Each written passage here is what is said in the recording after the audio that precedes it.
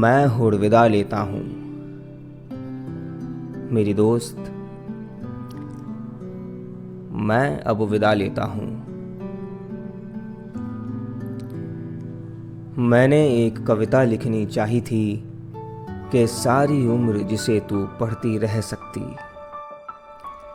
उस कविता में महकते हुए धनिये का जिक्र होना था, ईख की सरसराहट का जिक्र होना था। उस कविता में वृक्षों से टपकती ओस और बाल्टी में दूहे दूध पर गाती झाग का जिक्र होना था। और जो कुछ भी मैंने तुम्हारे जिस्म में देखा, उस सब कुछ का जिक्र होना था।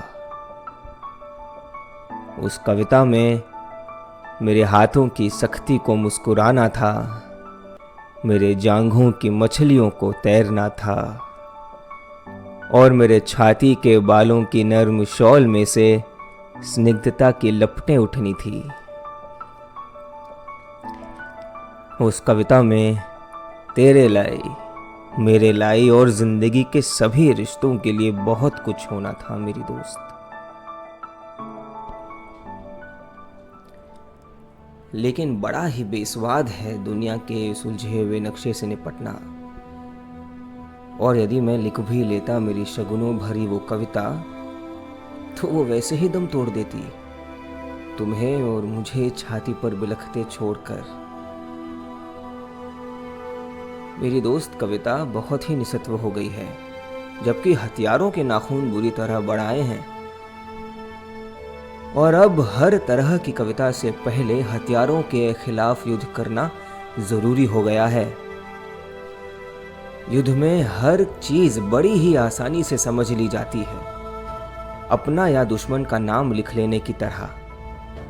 और ऐसी स्थिति में मेरी तरफ चुंबन के लिए बढ़े तेरे होठों की गोलाई को धरती के आकार की उपमा देना, या तेरे कमर के लहरने की किसी समुद्र के सांस लेने से तुलना करना बड़ा मजाक सा लगता था।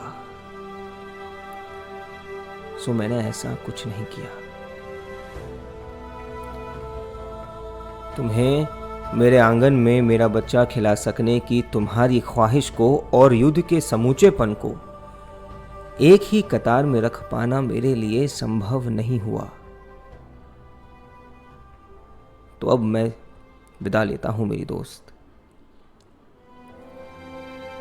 तो अब मैं विदा लेता हूं।